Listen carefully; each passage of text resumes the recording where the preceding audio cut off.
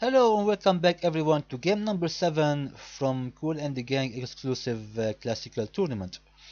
And I really hope you guys are enjoying the series so far, as it features really nice interesting game and from different variants. Like we have Gambus, we have the Sicilian, the Queen Gambus Decline. We have so many openings out there, and there's so many blunders and nice wins and nice victories, and how to take advantage. So you can really learn a lot from those games we are showing here on our channel. So I really hope you guys are enjoying. And as a reminder, please, I would like you, if you can, check our Twitch live streaming. Our dear friend Sharkema has his own live streaming on Twitch, and he's trying to live stream all the event. I mean, all the games that are playing live uh, from our tournament, from our exclusive tournaments. So feel free to check his Twitch channel, and yeah, and also our Discord, newly created Discord server, and our study as usual. So that being said, let's check out this really nice game from DLT, and his rating around 2000, and Brilliant Adam, and his rating around 1900. And those players actually are the candidates to win this tournament. I mean, they are one of the strongest player in our team. So so it's really interesting game to watch. So let's check it out. So brilliant. So the LT open with the playing as white, and he opens with d4. We have knight f6, bishop to f4, and we have d5. So the Indian game against d4. We have c3 and bishop to f5, and here we have e3. And this is some sort of of the London system played from white. And the London system, if you are familiar with it, you will see this dark square bishop develop to f4, and you have this setup, knight to c3, and those pawn on e3 and d4. So really interesting. And we have e6 from Adam, and bishop to d4, uh, comforting this bishop on f5. So we have c5 from Adam, of course having this powerful pawn structure in the middle, and this pawn is of course guarding this bishop here. So and here we have knight to b5, and that comes with the threat, of course, to come to this c7 square, because this bishop is protecting the square also. So we have knight a6 protecting this c7 square. We have a3, also not allowing this knight to come to b4 and start harassing this bishop on d3. So we have a bishop captures on d3, queen captures back, and we have a queen to a5, and that comes with a check. We have knight back to c3 defending, and knight to b4, and you can see how powerful are those two players. I mean, the way they are playing this game. Of course, here you can't capture the knight because your rook is hanging, and that will come with a check. So queen back to d1. Now you can capture the knight, but knight here goes back to c6, and a really amazing setup from black. So knight to f3, and here knight to e4. So another brilliant move from brilliant Adam. White castles, and black capture the knight on c3. white capture with the pawn. So black was able to make white having this double C pawn. So really interesting from black from Blade Adam. But here also black actually captured the pawn on C3. So already black is up in in materials, and also he has some sort of positional advance. So so really exciting. Uh, we have a queen to b1 attacking this pawn. So we have pawn to b6. We have a queen to b5 pinning that knight. And here black captured the pawn on d4. Of course, that also opened this diagonal for the queen to defend the knight. And white captured back on d4.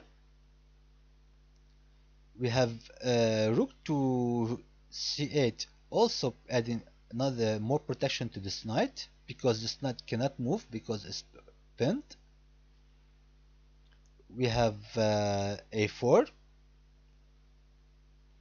and queen to c4, offer trading queens, but white refused. He played rook to b1.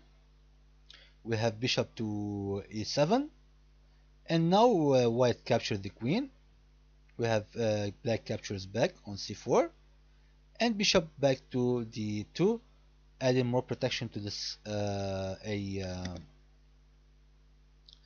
a5 square.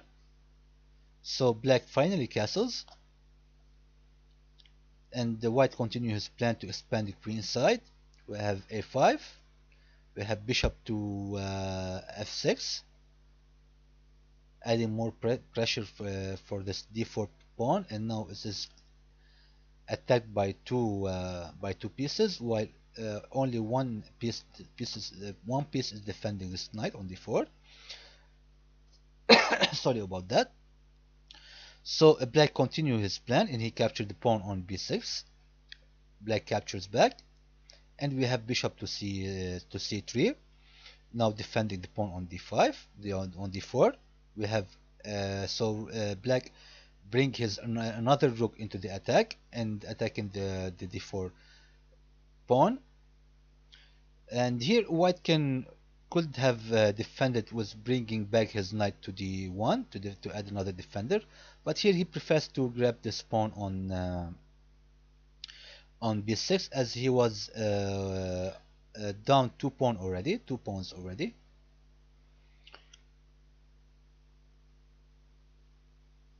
Down 2 pawns, yeah. 1 2 3 4, 1 2 3 4 5. Sorry, he was down 1 pawn actually.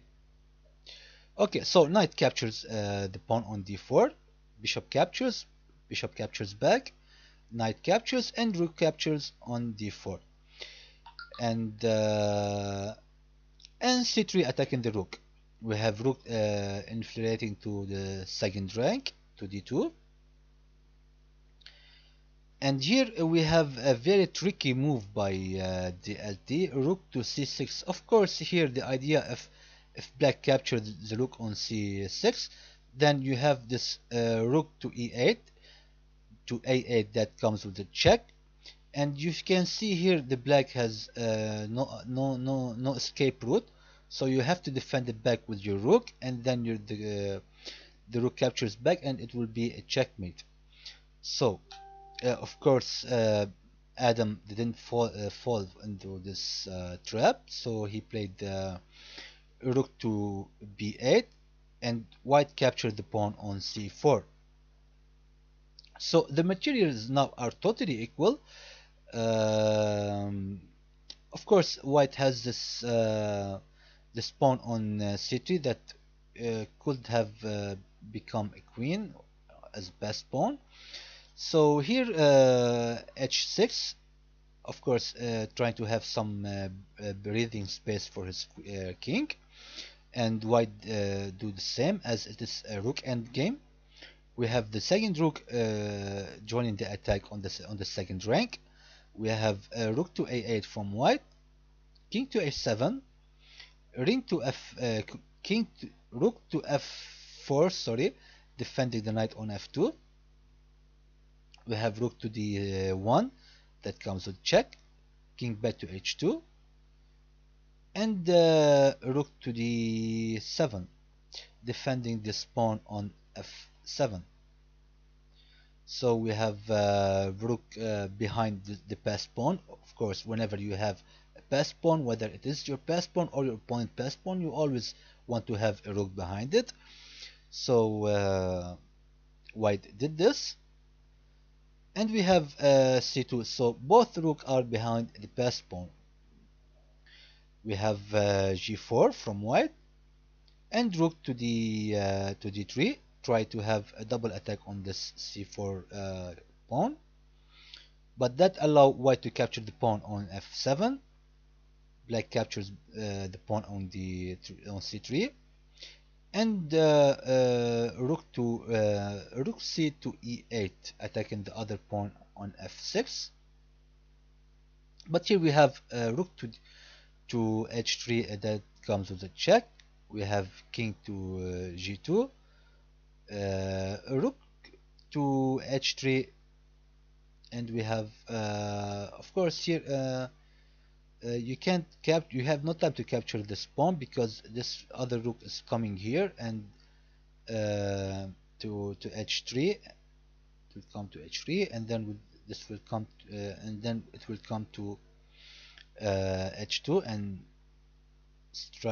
try to checkmating the king. So instead he played white play f3, and we have rook to c2, that comes with a check, king to g2, king to g3, attacking the rook back to h1, and now white captured the pawn on e6. We have rook to g3 to g1, that comes with a check, king back to f4, rook to c4 check, king to f5, and rook to e5, that comes with a check, king to d5.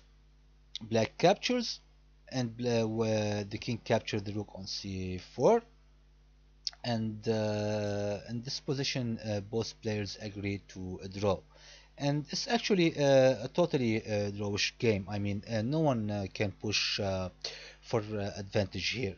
Both have the same material, the same pawn on king side, and both have rook, so it's really hard for anyone here to push for a win, and even Stockfish gives this a full zero, like really a draw game. So both game agree to a draw. So yeah, a really interesting and high level chess from both games has been played. So as expected from our candidates here in the tournaments. So well done both of you for this really instructive chess game. Thank you so much for sharing this game with us, and I really hope you guys enjoyed this game and learning a lot of end games and positional chess and tactics. And thank you so much for watching us, and I will see you soon with more games from this series. Thank you again, and I will see you soon.